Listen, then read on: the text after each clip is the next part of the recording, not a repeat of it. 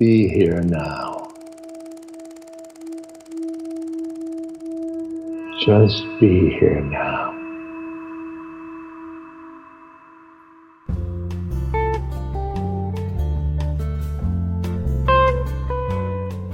Welcome to Dale Borglum's Healing at the Edge. We are very happy to share with you Dale's profound insight and open heart. Please go to BeHereNowNetwork.com/Dale to support this podcast. Why don't we begin with a very short meditation? And in the past, I've talked about something that I call the two-breath meditation, whole spiritual path in 2 breaths. Some of you remember it, some of you are brand new, probably haven't heard of it. The 2 breaths are up, down, in, out. So on the first breath, on the inhalation, you just lengthen your spine. You imagine that God is just very gently lifting your head up toward the sky. And on the first out breath, you breathe out down into your lower belly, into the hara, bringing strength into the lower belly, becoming centered. On the second in breath, you breathe directly into your heart as if there were nostrils in the center of your chest, breathing in love, compassion, gratitude. And in the second out breath, you breathe out from your heart into infinite spaciousness in all directions, surrendering into boundless spaciousness.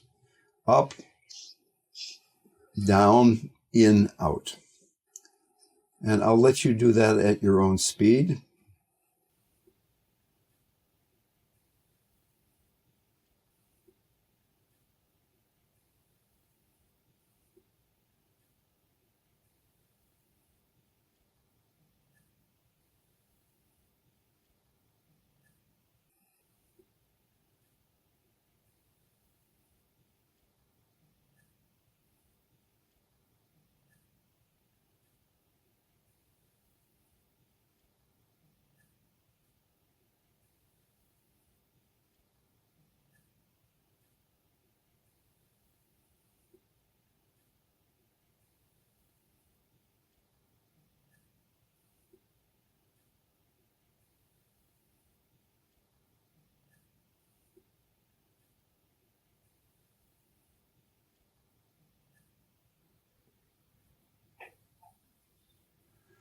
And then after a short time like this, we can forget about the first breath, the up, down, and just do in, out, breathing into your heart, breathing out into boundless spaciousness.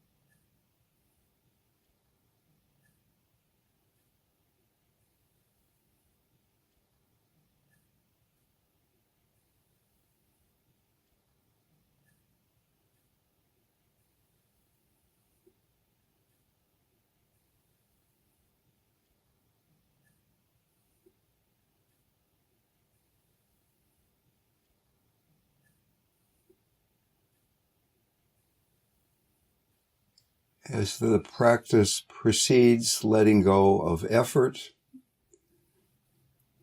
letting the breath, letting the practice do itself,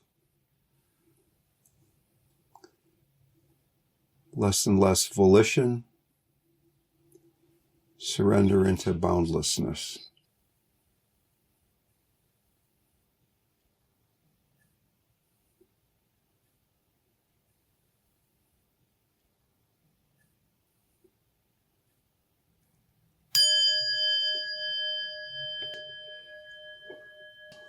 Welcome, everybody. Today, what I would like to talk about is fearlessness. I've been around a lot of enlightened beings in my life, and I've seen them angry, and I've seen them sad, and I've seen them have all kinds of emotions, but I've never seen one be afraid. And in fact, I think one definition of enlightenment could be to completely go beyond fear, because fear is based in a sense of self who is afraid of something other than self. I was doing a little research last night. I'd heard this saying that psychopaths aren't afraid, which, looking at the politics lately, it's an interesting question. What I read was that psychopaths do experience fear. They just don't experience danger. They are afraid, but it doesn't bother them at all. Also, babies experience fear. A newborn is afraid of two things. She's afraid of a sudden loud noise and of falling. In general, it seems to me that dealing directly with fear is one of the most immediate and potent ways of awakening. Fear arises when we have doubt, when we doubt God, or when we doubt our true nature. And out of this doubt arises anxiety and boredom, not just this doubt that I can get enlightened, but just moment to moment, very subtle ways. When we meditate, the mind is wandering. There's agitation in the mind. There's agitation in the body. That is a manifestation of this underlying doubt. Fearlessness is basically then connected with, can we connect with our basic true nature? Can we connect with God? And to the extent we can, then what's there to be afraid of? Now, of course, that's easier said than done. Jean-Paul Sartre said, people often prefer a very limited, punishing environment rather than face the anxiety of freedom. There was even an example many years ago where they were creating a big dam in Africa that was going to create a big lake, an artificial lake, and they were tranquilizing and capturing big mammals to get them out of this place that was going to then be covered with a lake to save the animals. And when they took them in these cages and they moved them to a very similar environment, but a different one, a lot of the animals didn't want to go out of the cages. The first thing we have to do is begin to hear the voice of fear rather than running away from it by just getting lost in anxiety, getting lost in boredom. Is it possible to just be quiet and feel that quiet voice of fear that's not this screaming fear, but this background anxiety, background grief? When I was at longer meditation retreats, I began to notice that when I was in a quiet frame of mind, a spacious mind, and right before thoughts would arise, there was a slight fear. There was a slight fear of that emptiness. Basically, there is this ongoing tension between the empty nature of ourself, the empty nature of reality, and the ego's need to reify itself and think that things are solid. Can we begin to feel that underlying fear of emptiness?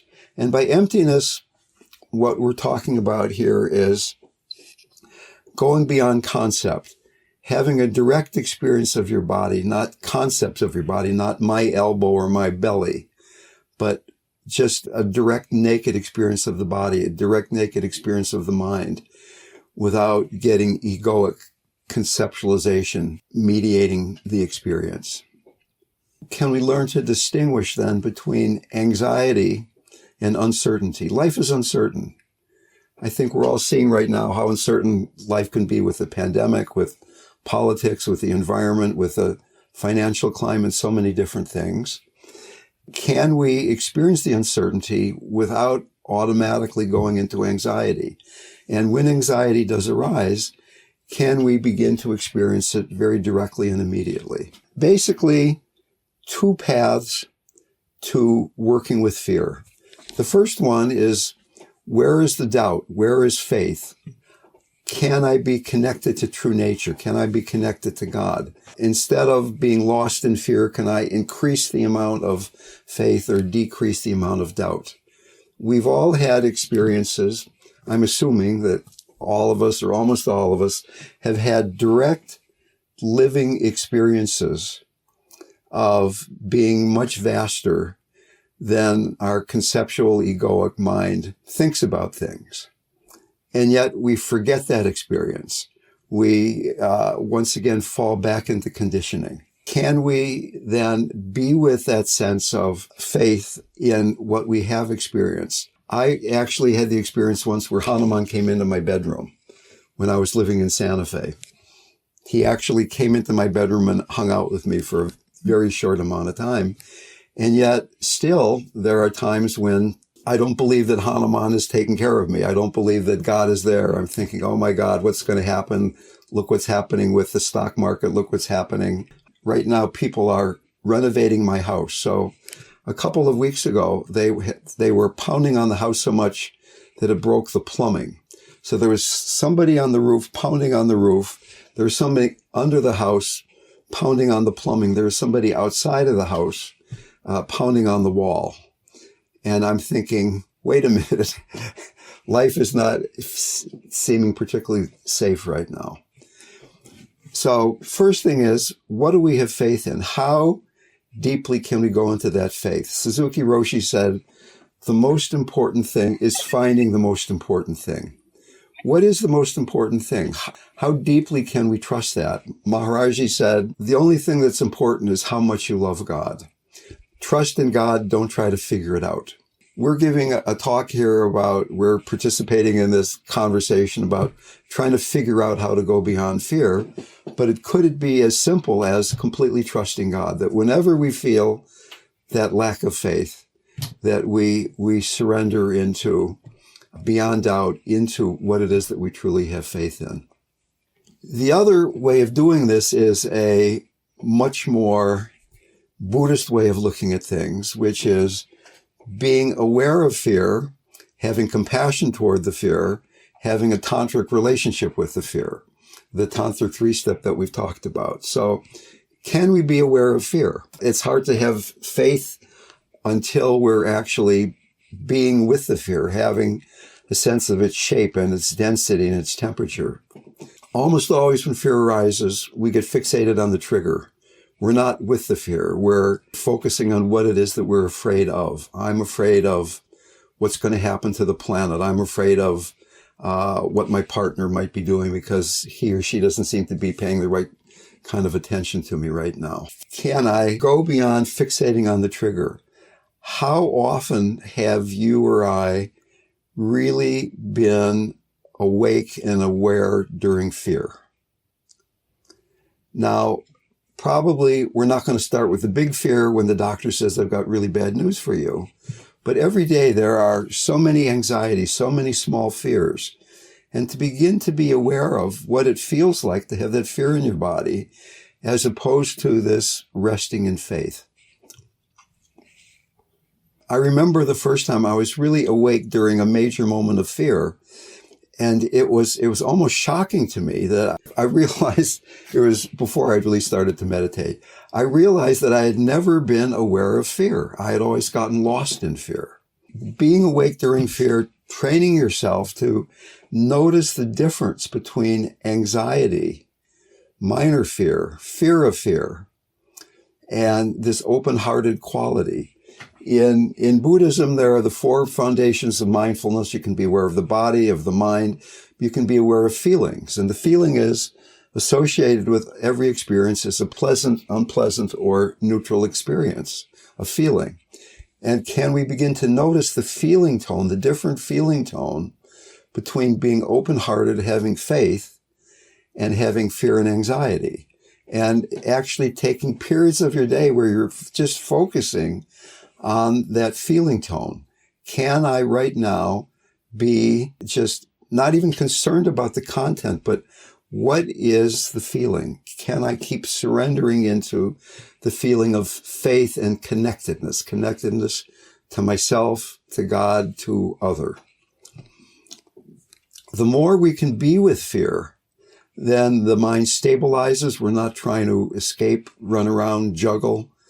And the heart very naturally begins to open. We can begin to have a compassionate relationship with fear. When we look around our country right now and see how so many people are unable to understand what so many other people are saying, that Can the Democrats understand the Republicans and vice versa? It seems that there's so little communication because people are not able to admit their own fear. What is really going on? Why are people saying, what you're saying, you're going to destroy the country? No, what you're saying, you're going to destroy the country. That people aren't dropping down deeply to this level of faith and fear. So being aware of the fear, having compassion for the fear. And then finally, can we even get to the tantric stage where even fear is a very perfect pointing at what the heart needs to do next? That every emotion, even fear, has a healing message. Emotions aren't mistakes. Emotions aren't problems. Emotions are messages that when we get lost in them and caught in them and identify with them, become problems. You've heard me say this probably too many times already, but in English we say, I am afraid. In Spanish, I have fear. In Tibetan, fear is here. So that imagine that your heart mind is like the sky. But because we're finite beings, or at least we assume that we are, even though we're not, we put a window frame around the chunk of sky that is the mind that you're looking at right now. And if the cloud of fear is big enough and the window frame is small enough, all you see is this cloud of fear and you say, I am afraid. But if through practicing you expand the window frame, that same size cloud can come. And now you see something very remarkably different, that there is this fear, but it's contextualized in the blue sky. And you see that it's moving. It's coming into the window frame and it's eventually going to be gone. Pema Chodron famously says, are you the weather or are you the sky? Are you the cloud that's passing through the sky or are you the sky itself? Clearly we're the sky, but you and I each have our own individual clouds that are very difficult not to identify with. I am angry. I am afraid. I'm great, whatever it is. And from a more somatic sense, fear is becoming ungrounded. It's losing our connection with she who supports the mother, the divine mother, Mother Earth. And this very basic grounding breath, which is breathing out through the base of your torso into the earth and receiving that grounding energy, is the quickest way I found to deal with startle, attack, fear, anxiety. But eventually we have to then begin working with our faith. Let me read one quote from Ernest Becker, who won the Pulitzer Prize for writing Denial of Death. He says, the irony of the human condition is that our deepest need is to be free of the anxiety of death and annihilation. But it is life itself which awakens this fear, and so we shrink from being fully alive. That kind of sums up the whole thing. Let me read it again. The irony of the human condition is that our deepest need is to be free of the anxiety of fear and annihilation. But it is life itself which awakens it, so we shrink from being fully alive. We are going to die. But are we? Stephen Levine wrote, who dies? The body dies, personality dies. Going beyond fear takes us into non-duality, because there isn't an I to be afraid of something else, resting in the wholeness of consciousness itself. What do you tell people if they're dying and afraid of dying? Most people don't admit it, I don't think, when they're dying, but what is in your experience, how can you help the living and the dying? Okay. Well, that's a great question. And when I used to go around to a lot of gurus and lamas and different people, I'd always ask the same question. I would ask them, what would I say to somebody who's dying, but they've never meditated and they don't believe in God? And I got so many remarkably different answers from the Dalai Lama and from Karmapa and from all these other saints and people. Pretty much what they said and what I feel is that it boils down to, what do you trust? If you trust God, then you go to that. Everybody has done something good in their life. Can you trust the good that you've done? Can you realize that even though life has had its ups and downs, that there's a basic goodness in you. I mean, even Buddhism is fundamentally based on a notion of basic goodness, whether you call it Buddha nature or something else, that all we have to do is pay attention and basic goodness will be revealed. At the same time, I don't think it's too important what I say to somebody who's dying. It's much more important how I am when I'm saying something. I could be talking about the Giants' third base problem or something like that if I'm completely wide open. So that, am I a living example of open-heartedness, of non-duality? And then it doesn't make too much difference what we're talking about. I mean, certainly there are a few techniques and practices that are very useful at the end of life. We've talked about them in a previous podcast. We can do that again sometime maybe.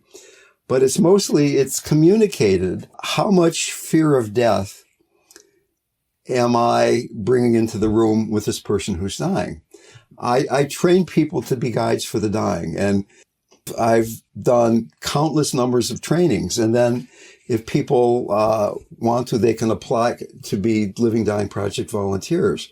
But the secret is that in a weekend or a bunch of weekends, I cannot train people to go beyond that fear of death. That the purpose of the workshop is for me to look into people's eyes and for me to determine whether they're ready to do this work or not. Have you in your life up until this point processed enough of your own fear of death that I'm willing to let you loose on the unsuspecting public?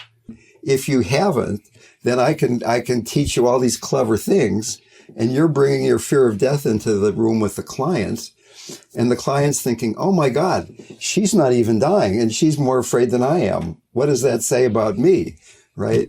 When I first came back from India, the first thing I did is I got really sick. I almost died of hepatitis, but then I gradually got better. And I didn't know how I was going to make a living because I had a PhD in mathematics, but I didn't want to be a mathematician anymore. So the first job I got was teaching meditation at convalescent hospitals in Alameda County, where Oakland and Berkeley are. And the deal was I couldn't get paid unless 10 people came to the group. So I'd go to the convalescent hospital and 8 people would show up, and they'd wheel 2 people in who were comatose into the back row, right? And I do my meditation instruction, and people would be looking at it like, well, what are you talking about, right? So finally I gave up, and I just came in there and did stand-up comedy and told stories about my travels, and people loved it, right? I was not trying to convince them of here's the way to deal with fear of death, and here's the way to be more happy. That I just let myself come through. Now, some people here are therapists and psychologists and healers of various sorts, and having certain talents that you can utilize are wonderful, and healing does happen. But when I'm really at the bedside of somebody who's dying, what I try to do is, first of all, get as present as I can get, and then be as honest as I can be. My feeling is I might never see you again, that we're going to be together here for an hour or two. Maybe you'll be here next week. Maybe you won't. Maybe I won't be here next week.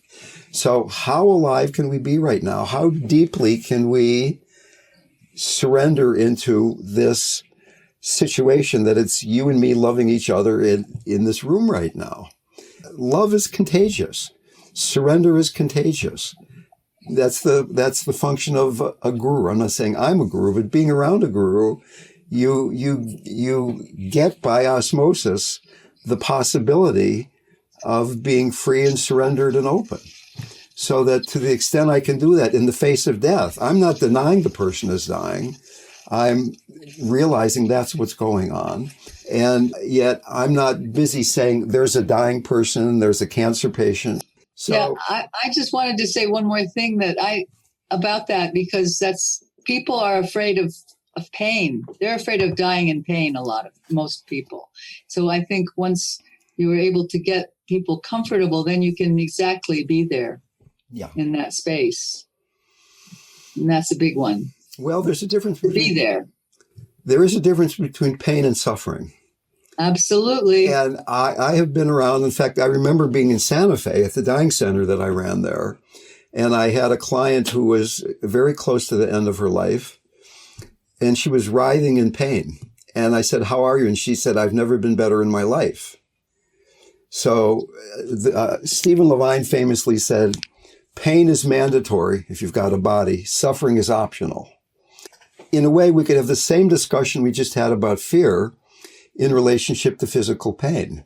Can you have pain and not contract around it, not resist it? Just feel unpleasant sensations. And if you need to, you take a pill or you pull your hand away from the stove or whatever you need to do there. But can you not immediately do the unconscious thing of resisting the pain and saying, bad, pain, bad? It's just unpleasant sensation. It's the body telling you that something's wrong. And sometimes, of course, there are pains that don't go away. I had my hip replaced, and back in those days, they didn't do the anterior, they did the posterior surgery. So they cut through the biggest muscle in my body, the gluteus maximus muscle. And for some reason, the anesthesia from the surgery wore off before the post-surgery anesthesia kicked in. So there was about a 30-minute period where I was in the most excruciating pain, where like there's this big incision through this muscle. And the pain was so intense that I went into ecstasy. I was not agitated. I couldn't be distracted. All there was pain. And can I just be resting in that pain? I had the big advantage of knowing that pretty soon the drugs are going to kick in, right? So that it alleviated a lot of the emotional, psychological thing. Oh my God, this is terrible. It's going to continue forever. So we can train ourselves to be with pain right now. Sitting in a chair, your butt on the chair, your lower back, tension around your eyes, and just learn to open to that. But very often when people say, "I'm not afraid of death, I'm afraid of dying. I'm afraid of the pain, I'm afraid of the nausea, I'm afraid of the bodily symptoms." So the qualities of the open heart are, one of them is connection. God is love. God is connection. God is spaciousness. Fear is disconnection. Fear is pulling back from connection. Being around great saints, they are connected with life. They are connected with everything that's around them. They are not even connected. They are one with that. And in fact, from a more tantric perspective, we can look at the screen right now and there are 42 people in this room. And different personalities, different bodies, different locations. But at the same time, there's only one consciousness. It's not just that we're connected, we're one consciousness. And in fact, modern quantum mechanics has proven that there is only one consciousness and there's not an objective separable reality in the way that we tend to assume that there is. So fearlessness is going into that one consciousness, nothing to be afraid of because it's all one. Well, one thing I associate with fear is loss of control. And of course, that brings up the phenomenon or the experience of surrender. I've been having physical therapy, and the therapist is working on adhesions in my right leg and pressing on these knots in my hamstring and calf, and I can feel the pain and I can feel my resistance, but I can't surrender to the sensation itself. There's just, I know from working with you and from spiritual practice that relaxing around that pain and letting go of the resistance or relaxing the resistance is a way to just be in the moment with it. Right. But it's kind of like I just can feel how tightly I'm holding on to that lack of control and his pressure and my inability to just experience it for what it is. It's very frustrating. Well, a couple comments. One is that maybe your physical therapist is not that skillful. that he or she is pushing too hard to the point that you can't relax into it, that there's this edge that a really skillful healer would be at, where it's almost more than you can bear, but not quite. And you're relaxing into the next bit, if you will. The second thing is that fear of death is very intimately connected with fear of loss of control. They did a survey a number of years ago of how afraid are you of dying? And they surveyed 4 groups of people: doctors, ministers, meditators, and psychedelic drug takers. It's kind of a setup. And it turned out that doctors and ministers were significantly more afraid of dying than meditators and psychedelic drug takers, because taking drugs or meditating is learning to be beyond control. Meditating is you're doing it kind of at your own speed, and psychedelics is doing it at the speed of your dealer. But basically, both of those are ways of going beyond control and seeing if it's safe or not. My son and his mother love roller coasters. I hate roller coasters. I don't know what that says exactly. Practice letting go of control. And certainly in meditation, I mean, when we're meditating, initially in meditation, it is about controlling. Can I develop some concentration? But after you've developed enough concentration, you can begin to let go of controlling and let there be a more free-flowing mindfulness. And even beyond cultivating mindfulness, but just resting in presence, resting in the way things are. In Dzogchen practice, the ultimate practice, they say no meditation, no distraction. Because when we get to the end stage, there's nobody meditating and nothing is a distraction. There's no control at all, because it's all equally God. The beloved can only be everything. It's unpleasant sensations as well as pleasant sensations, happy moments as well as not happy moments, dying moments as well as birthing moments. I'm coming from that Dzogchen perspective, and I put in the chat, no thinking, no fear. And for me, that comes from an observation that thinking inevitably deals with either the past or the future. And that, so the implication, of course, is that the more present we can be, the less we are prone to fear. Because the conceptual mind is shutting down. We're shutting down the conceptual mind. And entering that non-dual space, the conceptual mind doesn't operate. So in a sense, every time I sit down on my cushion to meditate is an encounter with fear. It was Pema Chodron who long ago, in a kind of a shattering moment of awareness, really called me to realize how much my whole life was being driven by fear. So to a certain degree, every time I sit down is an encounter with, thinking, which is either the past or the future. And to a certain extent, that becomes actually an encounter with my own death. Okay, well, don't get mad at me if I disagree with you a little bit. I think at times that it's okay to think, that thinking can come from various places. Certainly, the inner monologue is based in fear, as Gary's saying, that you're thinking about the past, you're thinking about the future, you're not present. It's a way of avoiding or denying the empty nature of the present. At the same time, we can consciously think. You can think and have an open heart and decide to do your income taxes or make out your grocery bill, and that's not based in fear. The mind is not the enemy. Getting lost in the mind is the problem. So I think and even the ego cannot be destroyed. It shouldn't be destroyed. It's a very useful tool. It's getting lost in the ego. So I think we need to be a little careful not to demonize thinking completely. At the same time, when you say no thinking, no fear, isn't it possible to have fear in the body even if you're not thinking?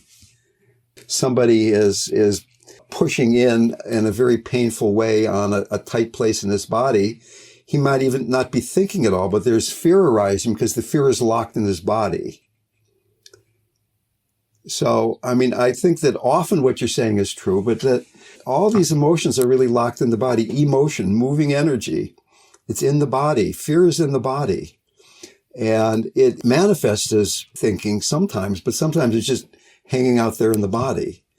And you're not thinking, and you're feeling that fear in the body. Any other comments, questions?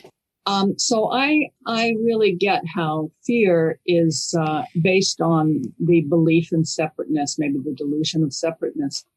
But wouldn't that be true of grief also? Isn't grief about loss? And if there's no separateness, how do we lose someone or lose anything? Oh boy, that's really a great question. And I know there are people in this room who have grieved a lot in their lives.